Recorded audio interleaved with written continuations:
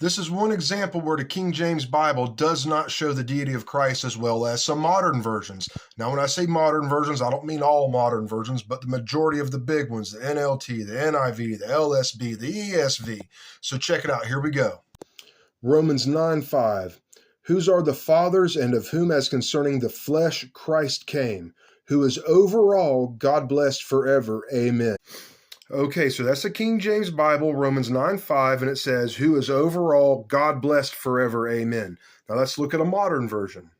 Romans 9:5 LSB, whose are the fathers, and from whom the Christ according to the flesh, who is God over all, comma, blessed forever. Amen.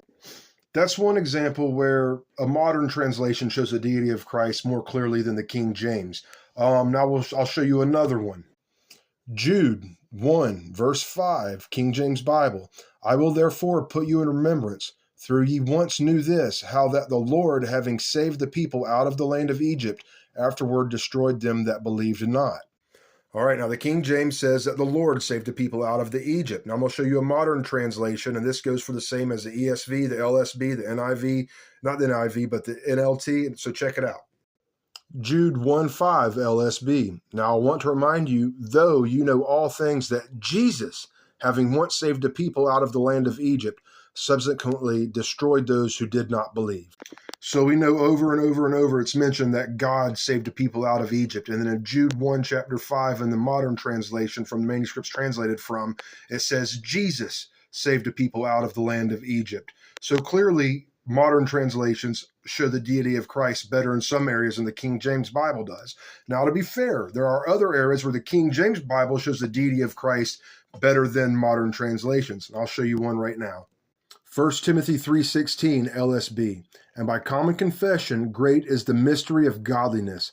He who was manifested in the flesh was vindicated in the spirit, seen by angels, proclaimed among the nations, believed on in the world, and taken up into glory. Notice how it says he who was manifested in the flesh. Now let's look at the same verse in the King James Bible. 1 Timothy 3:16, King James Bible. And without controversy, great is the mystery of godliness. God was manifest in the flesh, justified in the spirit, seen of angels, preached unto the Gentiles, believed on in the world, received up into glory.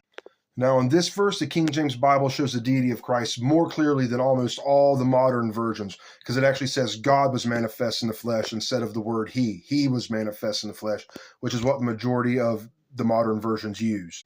I recommend getting a King James and a modern translation and using them both. They go hand in hand, and they're really good to have, especially the King James. You can get one of these at kjbm.org.